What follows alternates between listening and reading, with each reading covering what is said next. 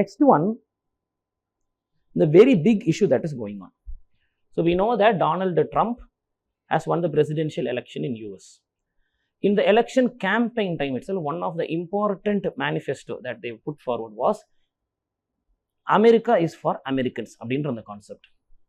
So அப்போ என்ன அர்த்தம், வெளிநாட்டில் இருந்து நிறைய பேர் இங்கே வந்து வேலை வாங்கிறாங்க, அதனால் அமெரிக்கன் பீப்புளுக்கு வேலை எல்லாம் போகுது, இதை நாங்கள் தடுத்து நிறுத்த போகிறோம் அப்படின்னு சொன்னாங்க. இதில் முக்கியமாக அவங்க சொன்ன கண்ட்ரி எது அப்படின்னா, Mexican people are stealing the jobs of American people அப்படின்னு தான் ட்ரம்ப் ஓப்பனாக சொல்லியிருந்தது. ஆனால் அது போக when it comes to technical jobs, when it comes to like particularly software engineering in this region, most of the jobs taken by foreigners, அதாவது outside countries from US, first பிளேஸில் India இருக்குது, second பிளேஸில் China இருக்குது. So இதில் வந்துட்டு இந்த visa இஷ்யூவை வந்துட்டு அடுத்து எடுக்க போகிறாங்க. இந்தியாக்குள்ளார வந்துட்டு இவ்வளோ பேர் இந்தியாவிலேருந்து இவ்வளோ பேர் யூஎஸ்குள்ளாரெலாம் வரக்கூடாது, மற்ற நாடுகள்லேருந்து கூட வரக்கூடாது, விசாவில் நாங்கள் ரெஸ்ட்ரிக்ட் பண்ண போகிறோம் அப்படின்னு சொல்லிட்டு ஒரு இஷ்யூ போயிட்டு இன்னொரு ஆர்டிகல் கூட இதை பற்றி பார்க்க போகிறோம். So make America great again, இந்த ப்ராமிஸில் ஒன் ஆஃப் த ப்ராமிஸ் என்னதுன்னு சொன்னால், அமெரிக்கன் பீப்புளுக்கு தான் அமெரிக்காவில் ஜாப்ஸ் கிடைக்கணும் அப்படின்னு சொல்லிட்டு. ஆனால் but at the same time அமெரிக்காவில் கிரேட் ஆனதுக்கே காரணம் என்ன அப்படின்னு சொல்லி ஒரு கொஸ்டின் ரைஸ் ஆகுது. The reason for that is there might be many reasons. They are very strong in military might, they are good in economy. ஆனால் இது எல்லாம் நடந்ததுக்கு என்ன காரணம்னா, அங்கே இருக்கிற அந்த ஹியூமன் பிரெயின், ஹியூமன் ரிசோர்ஸ், அந்த பிரெயின்ஸ் எல்லாம் எங்கேருந்து வந்திருக்குன்னு பார்த்தா, நாட் ஜஸ்ட் அமெரிக்காவில் பிறந்து அமெரிக்காவில் வளர்ந்தவங்களுக்கு மட்டும் அவள் அறிவு இருந்திரல, பல நாடுகள்ல இருந்து, எல்லா நாட்டில இருந்தும் வந்து அமெரிக்கா என்ன பண்ணுச்சுன்னு சொன்னால், they encouraged good brains from various parts of the world to come to America. So they contributed. So அந்த கான்ட்ரிபியூஷனால தான் அமெரிக்கா வந்து இப்படி இருந்திருக்கு. அதனால தான் என்ன சொல்கிறாங்கன்னா, மைக்ரன்ஸ் ஆர்எஸ், அமெரிக்கான்றது வேற ஒன்றும் இல்லை, மைக்ரன்ஸ் தான். மைக்ரன்ஸ் நிறைய பேர் போனதுனால தான் யூஎஸ் அப்படி உருவாயிருக்கு அப்படின்னு சொல்லி இந்த ஆர்டிக்கல் பேச வருது. ஸோ அப்போ H1B விசா பற்றி அதனால இதில் பேசுகிறாங்க. ஓகே, ஸோ H1B விசானா என்னது, இப்போ அமெரிக்காவில் ஒரு கம்பெனி இருக்குது, அவங்களுக்கு வேலை செய்கிறதுக்கு ஆள் வேணும். ஸோ அவங்களுக்கு அமெரிக்காவில் ஆள் கிடைக்க மாட்டேங்குது. They don't have that skilled labour there. So without that skilled labour that company cannot survive. So what they will do, they will try to hire for that skilled position from some other country. So when they have to hire that person from that country, நம்மளுக்கு தெரியும் ஒரு நாடுலேருந்து இன்னொரு நாடுக்கு போனால் visa வேணும். அந்த visa எவ்வளோ நாளைக்கு இருக்கும், ஒரு டூரிஸ்ட் வீசான்னு சொன்னால் ஒரு ஃபியூ டேஸ்க்கு இருக்கும், மெடிக்கல் வீசா ஃபியூ டேஸ்க்கு இருக்கும். ஆனால் அங்கே போய் வேலை செய்யணும், வருஷக்கணக்காக இருந்து அங்கே வேலை செய்யணும். அப்போ என்ன பண்ணுவாங்க, இதுக்குன்னு இன்ட்ரடியூஸ் பண்ணப்பட்டது H1B விசா. ஸோ இந்த வீசா படி என்ன பண்ணுவாங்க, வெளிநாட்டில் இருக்கிற யாரோ ஒரு எம்ப்ளாயியை அந்த கம்பெனி வந்துட்டு அவங்களுக்கு சொல்லணும், this person I need such skill, இந்த மாதிரி ஸ்கில் எனக்கு தேவை, அதனால இந்த பர்சன் வந்து இங்கே வர வைக்கணும். அதுக்குன்னு ஸ்பெஷல் விசா 1990s யூஎஸ்லேருந்து இன்ட்ரடியூஸ் பண்ணுறாங்க. So he can go to America and she can work there for 6 years. தொடர்ந்து 6 வருஷத்துக்கு வேலை செஞ்சுக்கலாம். செஞ்சுட்டு 6 வருஷத்துக்கு மேலே நாங்கள் வேலை செய்ய முடியுமான்னு முடியாது, ஒரு கேப் எடுத்தோம், மினிமம் 1 year கேப். அப்போ மினிமம் ஒரு 1 year இந்தியாவுக்கு வந்துட்டு இந்தியாவில் இருந்துட்டு திரும்ப போய் என்ன பண்ணிக்கலாம், இன்னொரு 6 வருஷம் வேலை செஞ்சுக்கலாம். ஸோ அந்த 6 வருஷத்தில் ஒரு வேலை இன்னும் கண்டினியூ பண்ணணும் ஒர்க்கு அப்படின்னு சொன்னால் என்ன பண்ணிடுவாங்கன்னு சொன்னால், அது ஆப்ஷன் இருக்கானா, அதுக்கெல்லாம் ஆப்ஷன் இருக்குது. இந்த கம்பெனி மூலியமாகவே திரும்ப வந்து அப்ளை பண்ணி எங்களுக்கு இந்த ஸ்கில்டு லேபர் தேவைன்னு சொல்லி அவங்க மூவ் பண்ணி எக்ஸ்ட்ரா கேப்பிங் போட்டு எடுத்துருவாங்க. இது நான் ஒன்று நடக்கலாம். இல்லைன்னு சொன்னால் within that 6 years of time they'll somehow get green card. Green card பெர்மனெண்ட்டாக ரெசிடென்ட்டாக இருக்கிறதுக்கான ஒரு ஆப்ஷன் இந்த US. Okay, so somehow they'll do this. So இப்போ இந்த H1B விசாவை வந்துட்டு ரெஸ்ட்ரிக்ட் பண்ண போகிறோம் அப்படின்றது தான் இப்போ ட்ரம்ப் கொடுத்துருந்த ஒரு மேனிஃபெஸ்டோ. ஸோ அப்போ இது வந்து சரி வருமா வராதா அப்படின்றத பற்றியெல்லாம் இந்த ஆர்டிக்கல் வந்துட்டு பேச ட்ரை பண்ணுது. Okay, so this controversy became a big issue, particularly when இந்த சென்னையை சேர்ந்த Sriram Krishnan. So this person was promoted as or appointed as senior advisor for artificial intelligence. எதுக்கு, ட்ரம்ப்புக்கு வந்து அட்வைஸ் பண்ணுறதுக்காக, ஆர்டிஃபிஷியல் இன்டெலிஜென்ஸ் அட்வைஸ் பண்ணுறதுக்காக இவரை வந்து வேலை வச்சு வந்திருக்கிறாங்க. But now anything to remove country caps for green cards, unlock skilled immigrants would be huge. இந்த கிருஷ்ணனே சொல்லிட்டாரு என்னன்னா, இந்த வருஷத்துல இத்தனை H1B விசா தான் கொடுக்கணும்னு சொல்லி யூஎஸ்ல ஒரு லா இருக்கு, அதை வந்து தூக்கிடணும்.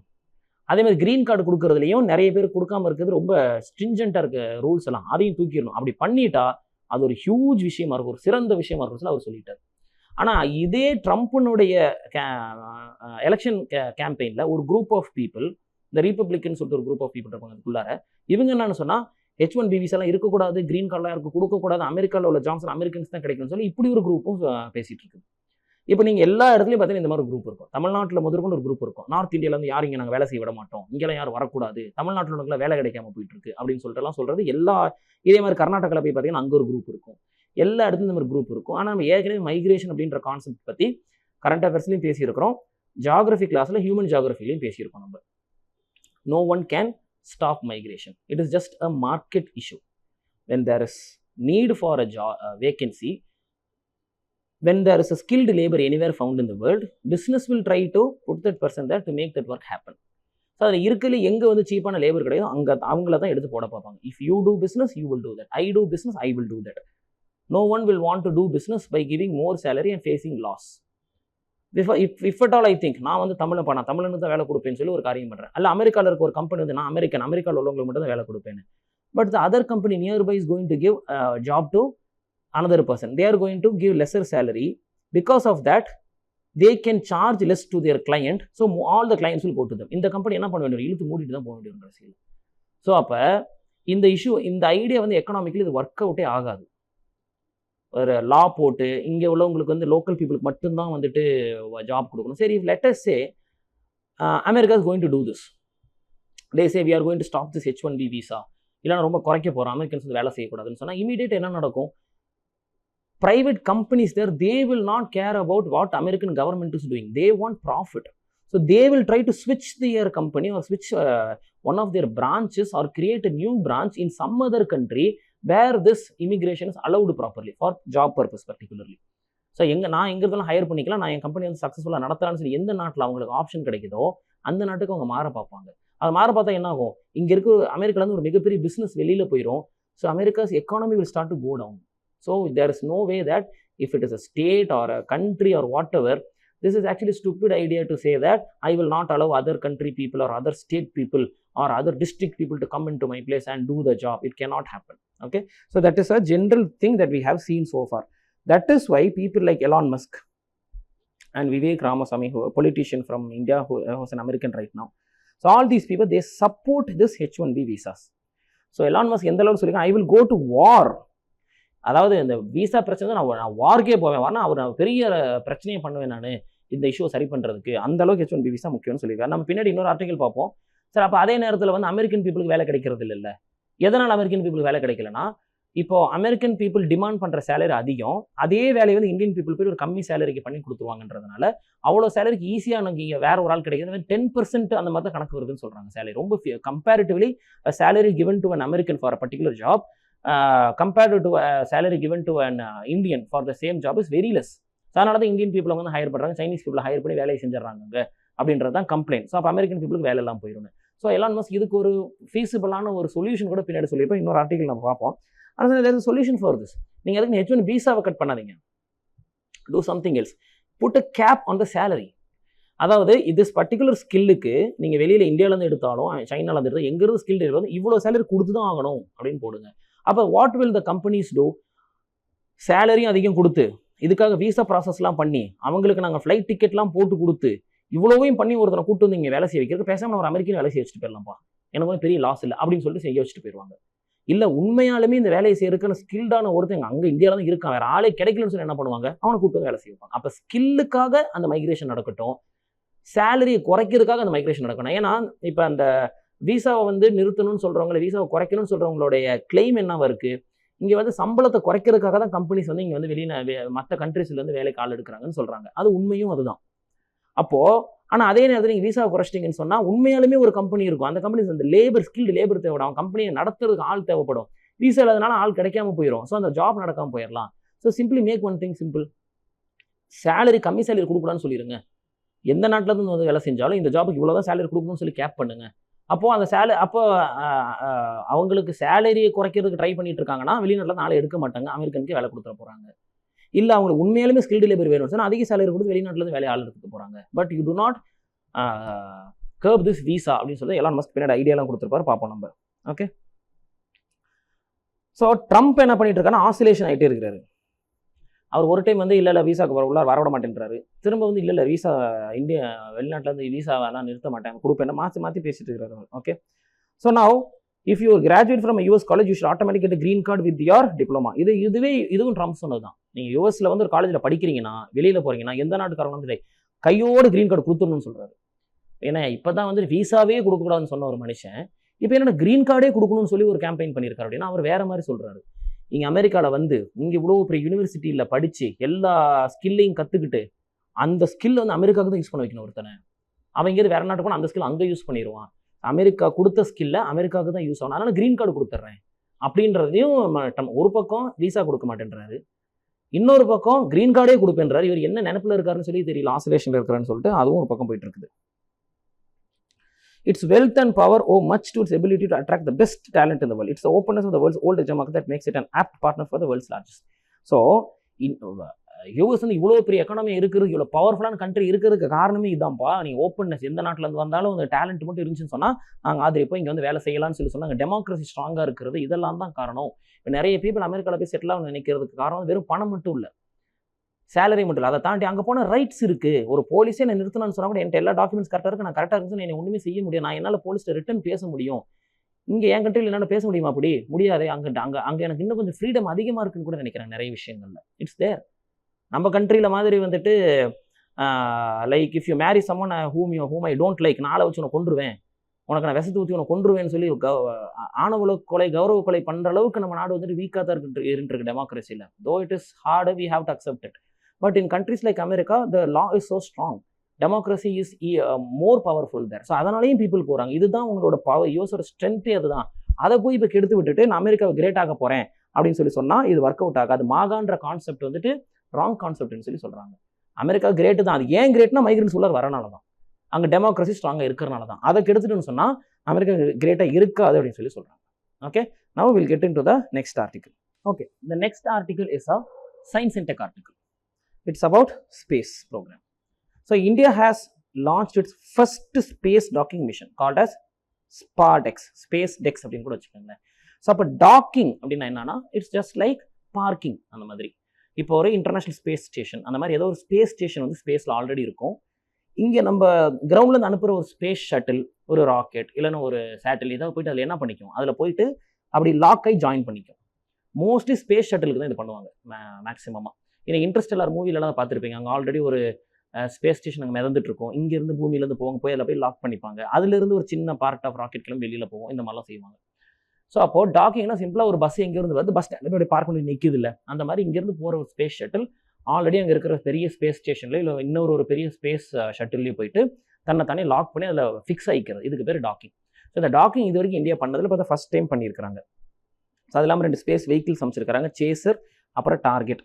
அது இங்கேருந்து போகிறது அப்புறம் அங்கே போய் ஜாயின் பண்ணுறது, அந்த 2. ஓகே, ஸோ அது இல்லாமல் இந்த ஸ்பேஸ் ப்ரோக்ராம்ஸ் இன்னும் சில இதெல்லாம் அப்ரூவ் பண்ணியிருக்காங்க. 2024 வீனஸ்க்கான ஒரு ஆர்பிட்டர் மிஷன் ஒன்று அப்ரூவ் பண்ணியிருக்காங்க. சந்திராயன் 4 மிஷன் ஆல்ரெடி அப்ரூவ் பண்ணிட்டாங்க. சந்திராயன் 4 என்ன பண்ண போகுதுன்னா, இதுக்கு முன்னாடி வந்துட்டு ஜஸ்ட் ஒரு ப்ரோபு போச்சு, பூமியை சுற்றி வந்துச்சு. அதுக்கடுத்து ப்ரோபு போச்சு, பூமியை சுற்றி மூணு சுற்றி வந்தது மட்டும் இல்லாமல் அதை ஆர்பிட் பண்ணது மட்டும் இல்லாமல் ஒரு ப்ரோபு போயிட்டு சாயிலில் மூணோட சாயிலில் இறங்கவும் செஞ்சிச்சு.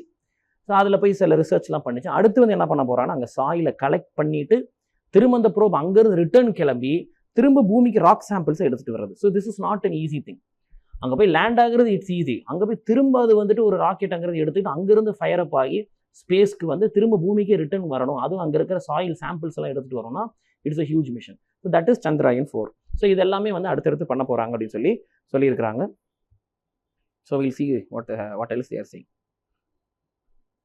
So the SpaceX அப்படின்னா என்னன்னா, prelims important point is noted down, it is a docking mission. Okay, so அப்போ இதுக்கு என்ன பண்ண 2 ஸ்பேஸ் வெஹிக்கிள்ஸ் போயிருக்கு, chaser and target. Again prelims points. ஏன்னா எப்போவுமே ஸ்பேஸ் சம்மந்தப்பட்ட நியூஸ் இருந்துச்சுனாலே ப்ரிலிம்ஸில் அதிகமாக கொஸ்டின்ஸ் வரும். Okay,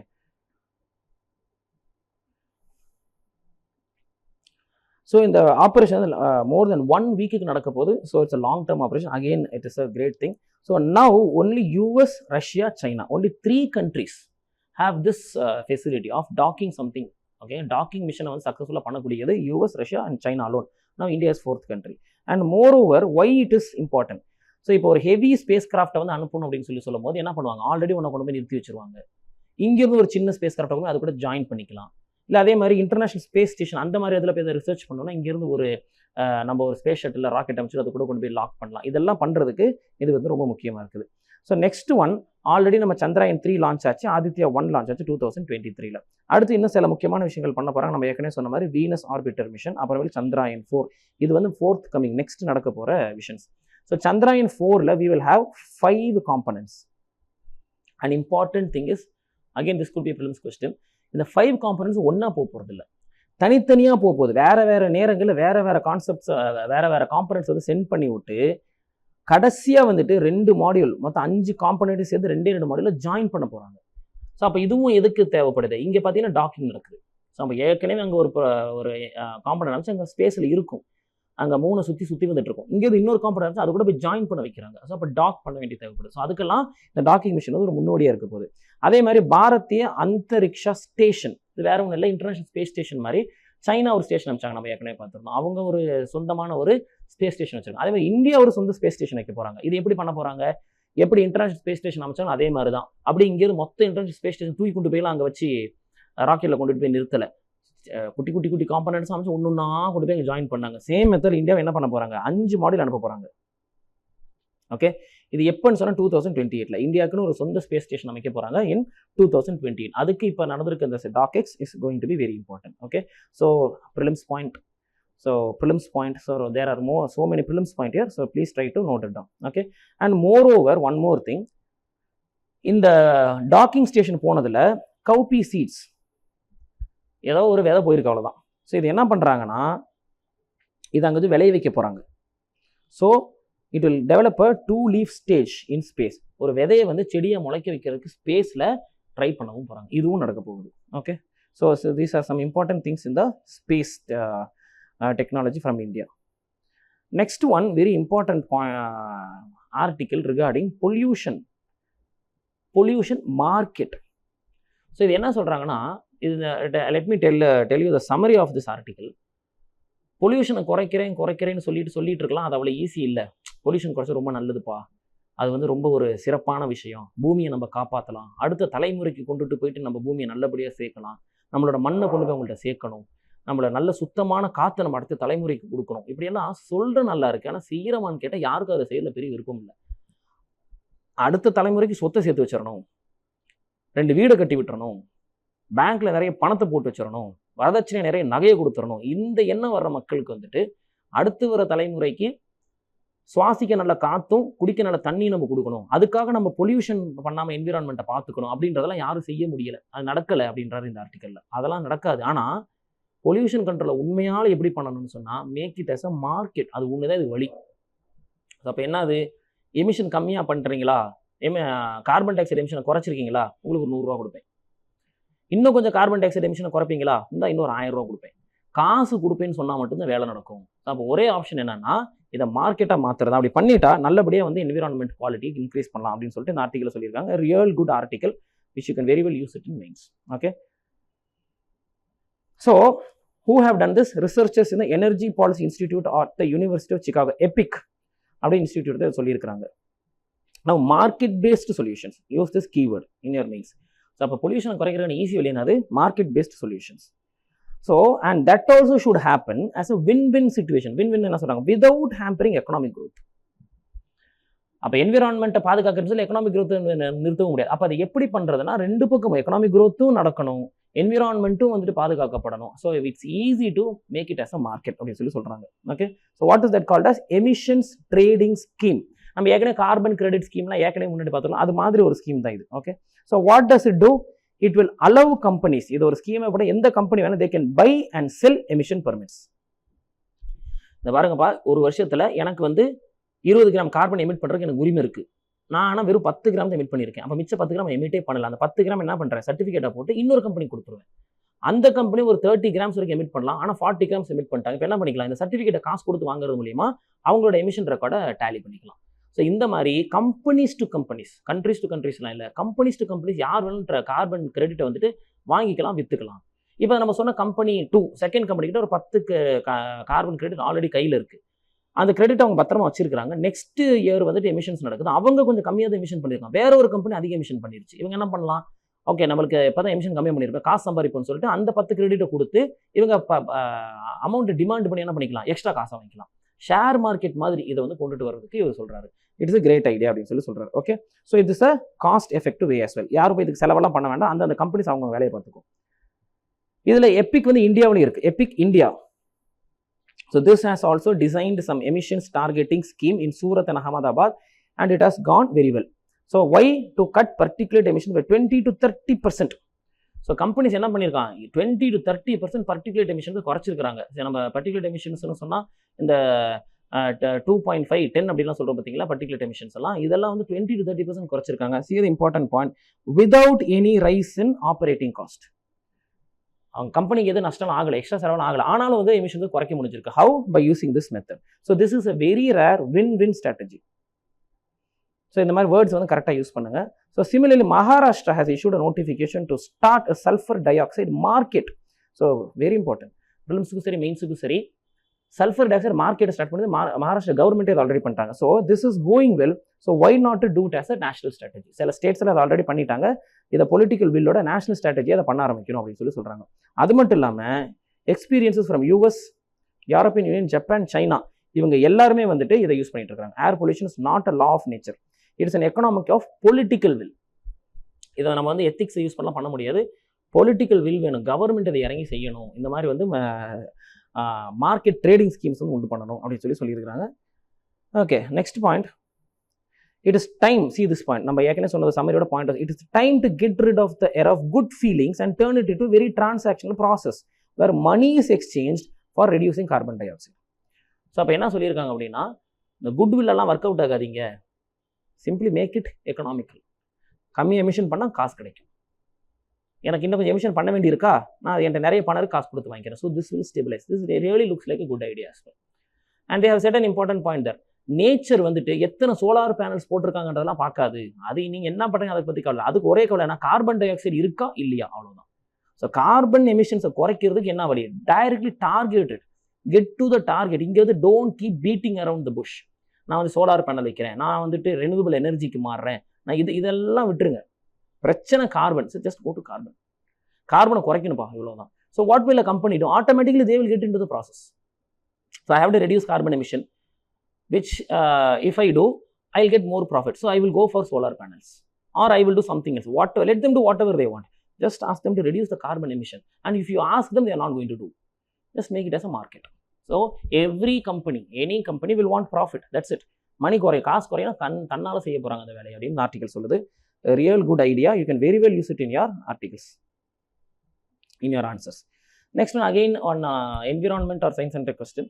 They have discovered a new species called as ultra black Brazilian velvet ant. But this is actually not an ant. Ant கிடையாது, இது ஒரு wasp இனத்துல வருது அப்படின்னு சொல்றாங்க. And Hymenoptera அப்படின்றது ஒரு classification. So this classification is, it is a group of animals which includes bees, wasps and ants. So இந்த ஹிமெனோப்டரான்னு சொல்லிக்கலாம், இல்லைனா ஹைமெனோப்டரான்னு சொல்லிக்கலாம், what ever it is. So இதில் ஃபர்ஸ்ட் டைம் இப்படி ஒரு இன்செக்ட் வந்து கண்டுபிடிச்சிருக்காங்க இந்த குரூப்பில் அப்படின்னு சொல்லியிருக்காங்க. We'll see some details in that. Okay, so actually they are not ants, they are actually wasps. And see here, the males will have black and white markings, but female, they are complete ultra black. avlo dark ah irukudama. Because why they are so ultra black, they almost absorb all the light that falls on them, and this falls to the group called as Hymenoptera. So please note this. This ultra black is also called as super black. So how the super black is achieved? So this achieved microstructures that swallow nearly all of the light hitting a surface. அந்த அந்த structure வந்து அப்படி இருக்கு, அந்த மேலே இருக்க அந்த ஓடு, அந்த பறவையோட அந்த இன்செக்டோட ஓடு வந்துட்டு இப்படி இருக்கு. ஸோ அது வந்துட்டு எல்லாத்தையும் அப்சர்வ் பண்ணிடுது, லைட்டை பூரா அப்சர்வ் பண்ணிடுது. So this colour is very rare in animal kingdom. Very very rarely some animals have, and this animal has had it. Okay, and see here, predators tend to avoid velvet ants because of their hard exoskeleton, their painful sting and screeches they let out when in danger. It's also mystery why only females of the species are velvet and are ultra black. So females மட்டும் வெல்வெட்டியா இருக்கு, ultra பிளாக்கா இருக்கு. இந்த ஆண்டை பத்தி இல்லைன்னா அந்த வாஸ்பை பற்றின விஷயங்கள் என்னன்னு பார்த்தா மோஸ்ட்லி ப்ரிடேட்டர்ஸ் அதை டச் பண்ணுறது இல்லை. என்ன காரணம்னு சொன்னால் அதோட அந்த மேலே இருக்க அந்த ஓடு ரொம்ப, ஆமைக்கு எப்படி ப்ரொடெக்ஷன் அதே மாதிரி தான் இருக்கும், அதோட ப்ரொடெக்ஷன் ரொம்ப ஸ்ட்ராங்காக இருக்குது. அது மட்டும் இல்லாமல் கொத்தி வைக்குது, தேனி கொத்துற மாதிரி கொத்தி வச்சிருது. அது இல்லாமல் ஒரு ஸ்க்ரீச்சிங் சவுண்டு விடுது. இதெல்லாம் வந்துட்டு இதை வந்து ப்ரிடேட்டர்ஸ் வந்து பாதுகாக்குது. ஸோ இந்த மாதிரி கொஸ்டின்ஸ் ப்ரிலிம்ஸில் வரதுக்கு சான்ஸ் இருக்குது. So please note it down. Okay, next one just for prelims, and sometimes you can use it for mains in papers like society, essay. In those regions you can use it. So they have started a theatre in Kolkata, and it has been named under a person called Binodini Dasi. So why it is so important about her? So 141 வருஷத்துக்கு முன்னாடி வாழ்ந்தவங்க. So அவங்களுக்கு செய்யப்பட்ட தப்புக்கு இப்போ தான் நாங்கள் சொல்யூஷனுக்கு இப்போவாவது ஒரு நியாயம் கொடுக்குறோம், அவங்க பேரில் இந்த தேட்டரை ஆரம்பிச்சிடலாம் அப்படின்னு சொல்லியிருக்கிறாங்க. So she was one of the first womens to do a stage program. அதாவது ஆக்டர், ஒரு நாடக நடிகையாக இருந்திருக்கிறாங்க இவங்க. Okay, but she had to struggle through her life too much because she was born in a region of red light district.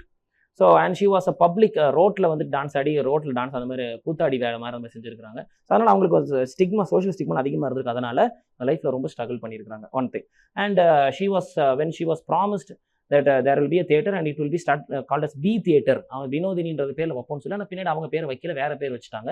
அவங்களுக்கு இழைக்கப்பட்ட அநியாயம் அது. ஸோ இப்போது அது சரி பண்ணலான்னு சொல்லி தான் அந்த தேட்டருக்கு பேர் வினோதினி தேட்டர் அப்படின்னு பேர் மாற்றிருக்கிறாங்க. ஓகே, முக்கியமான prelims point, her autobiography is called as Amar Katha or Amar Katha. So please note it down. It's really important. It was published in 1913.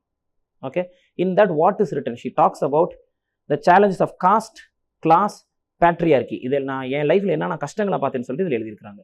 அதே மாதிரி there is another paper, Public Women, Early Actress of the Bengali Stage, Role and Reality அப்படின்னு சொல்லிட்டு she published a paper as well. So in this, Rimli Bhattacharya noted the unique position that the theatre actors occupied in the 19th century Calcutta society. So அந்த கல்கட்டாவில் 19th centuryல இந்த theatre ஆக்ட்ரஸ்லாம் என்னென்ன மாதிரி லைஃப்பை பார்த்தாங்கன்றது இந்த பேப்பரில் வந்து சொல்லப்பட்டிருக்குது. அப்புறம் Ramakrishna Paramahamsa has watched her play and he has also praised her performance.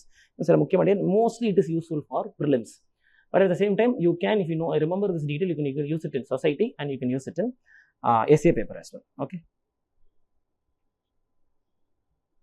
next one, this article talks about bank's health, that is as usual non-performing asset. அதாவது கொடுத்த கடன்லாம் திரும்ப கரெக்ட் நிறைய வந்துட்டு இருக்குது, பேங்கோட நான் பெர்ஃபார்மிங் அசெட்ஸ் குறைஞ்சிருக்குது, பட் சில ஸ்பெசிஃபிக் ஏரியாஸ் அதிகமாக இருக்குது. லாஸ்ட் வீக் இதே மாதிரி ஒரு ஆர்டிகல் பார்த்துருந்தோம். சில ஸ்பெசிஃபிக் டீட்டெயில்ஸ் மட்டும் இந்த புது ஆர்டிக்கலில் கொஞ்சம் எடுத்துக்கலாம். Okay, so for a very long, for few years there's continuous improvement in the many parameters across, in particularly இந்த வந்துட்டு இந்த non performing assets. So RBI release பண்ண ரிப்போர்ட் பேர் financial stability report. Prelims point, please note it down. So bad loans என்ன இருக்குன்னு சொன்னால், கடந்த 12 வருஷத்தில் கம்பேர் பண்ணும்போது குறைஞ்சிருக்கு. 12 வருஷத்து அளவுல இருந்து இப்போ குறைஞ்சிருக்கு. So it's great news actually. Okay, so when only it is 2.6%, very low it is actually. Okay, so at the same time their provision coverage ratios are high and their capital position is healthy. Capital position na bank கிட்ட நல்ல income, நல்ல பணம் இருக்கு, கையிருப்பு நல்லா இருக்கு. They can give loans, they can run themselves very good. So one more question for you. So what is provision coverage ratio? So know what it is, and if you know the answer, please type it in the comment. We'll see. Okay, but there are some areas of concern. நல்ல விஷயங்கள் மட்டும், NBA குறைஞ்சாலும் சில பிரச்சனைகள் இருக்குது. சில ஏரியாஸில் வந்துட்டு stress இருக்குது. அதாவது சில ஏரியாஸில் பேங்க்கில் வந்து பெர்ஃபார்மன்ஸ் கொஞ்சம் லோவாக இருக்குது. என்னன்னா அன்செக்யூர்டு ரீட்டெயில் லோன், இது வந்துட்டு கொஞ்சம் குறைஞ்சிட்டு தான் இருக்குது. And but at the same time write ஆஃப்ஸும் அதிகமாக இருக்குது. ரைட் ஆஃப்ஸ்னா என்னது, பரவாயில்லப்பா நீங்கள் லோனை கட்ட வேண்டாம், சரி நீங்கள் கட்ட வேண்டியது 10 லட்சம், டீல் பேசி முடிச்சிரும், ஒரு 5 லட்சத்தை ஒரே ஸ்பாட்டில் கட்டி விட்டுட்டு ஃபினிஷ் பண்ணிடுங்க, இந்த மாதிரி சொல்கிறது ரைட் ஆஃப்ஸ்னு சொல்லுவோம். ஸோ இந்த மாதிரி விஷயங்கள் வந்துட்டு அதிகமாகிட்டு போயிட்டு இருக்கு. ஸோ அன்செக்யூர்டு ரீட்டெயில் லோன் அப்படின்னா என்னது, பர்சனல் லோன். அந்த மாதிரி அன்செக்யூர்டு என்ன அர்த்தம், எந்த ஒரு கொலாட்ரலும் கொடுக்கல, அதுக்கு கோல்டோ அல்லது ஒரு லேண்டோ, இந்த மாதிரி கொலாட்ரல் எதுவுமே கொடுக்காத லோன்ஸ் தான் ரீட்டெயில் அன்செக்யூர்ட் ரீட்டெயில் லோன்ஸ்னு சொல்லுவாங்க. Farmers loan and personal loan, இது மாதிரிலாம். ஸோ இந்த மாதிரி லோன்ஸுக்கெல்லாம் வந்துட்டு என்பிஎஸ் அதிகமாகிட்டு போயிட்டு இருக்கு, ரைட் ஆஃப்ஸும் அதிகமாகிட்டு போயிருக்கு. So this is bad news. Okay, now more than half of the new bad loans in retail segment have in fact come from the slippages in the unsecured loan book. So unsecure, அது நான் performing asset, அதாவது போன காசு வரல, loan கொடுத்து காசு திரும்ப வரலன்னு சொன்னால் 50% எந்த லோனாக இருக்கான், இந்த அன்செக்யூர்ட் ரீட்டைல் லோன்ஸ் அதான் இருக்குது. Okay, and one more thing, signs of stress are also evident in the microfinance sector which tend to cater to low income households. சின்ன சின்ன லோன்ஸ் கொடுக்குறாங்களா, அங்கேயே ஸ்ட்ரெஸ் இருக்கு. அப்போ பெரிய பெரிய லோன்ஸ் எல்லாம் திரும்ப வந்துடுது, பெரிய அமௌண்ட் லோன்ஸ் எல்லாம் கரெக்டாக திரும்ப வருது. சின்ன சின்ன லோன்ஸும் இந்த சின்ன சின்ன பர்சனல் லோன்ஸும் திரும்பி வர மாட்டேங்குது. நான் பெர்ஃபார்மிங் பேங்க்ஸுக்கு இருக்குது, ஸ்ட்ரெஸ் வந்து அதிகமாக இருக்குன்னு சொல்லி அந்த ஆர்டிகல் சொல்லுது. Okay, see, borrowers with personal loan of 50,000, 11% were overdue while 60% availed more than 3 loans in ongoing financial year. 50,000 கீழே சின்ன சின்ன லோன் வாங்குறாங்களே பர்சனல் லோன், இவங்க தான் நிறைய பேர் திருப்பி கட்டுறதுல 11% மேலே டிஃபால்ட்டில் இருக்குது. அது மட்டும் இல்லாமல் 2-3 லோன் மாற்றி மாற்றி வாங்கி வைக்கிறாங்க, இந்த பிரச்சனையும் இருக்குது. அதே மாதிரி கோல்டு லோனும் வந்துட்டு இன்க்ரீஸ் ஆயிருக்கு. கோல்டு லோன் வந்து திரும்பி கட்டாமல் வாங்காமல் இருக்கிறதும் 30% இன்க்ரீஸ் ஆயிருக்கு. See here, larger borrowers are faring better. So பெரிய அமௌண்ட் வாங்குறது திருப்பி கட்டிடுறாங்க, சின்ன அமௌண்ட் வாங்குறவங்க சரியாக திருப்பி கட்ட மாட்டேங்கிறாங்க. இது ஒரு இஷ்யூவாக இருக்குது அப்படின்னு சொல்லிட்டு இந்த ஆர்டிகல் சொல்லியிருக்கு. So these are really important for your mains. Okay, prelims also, of course. And one more thing, government is trying to increase the food testing infrastructure.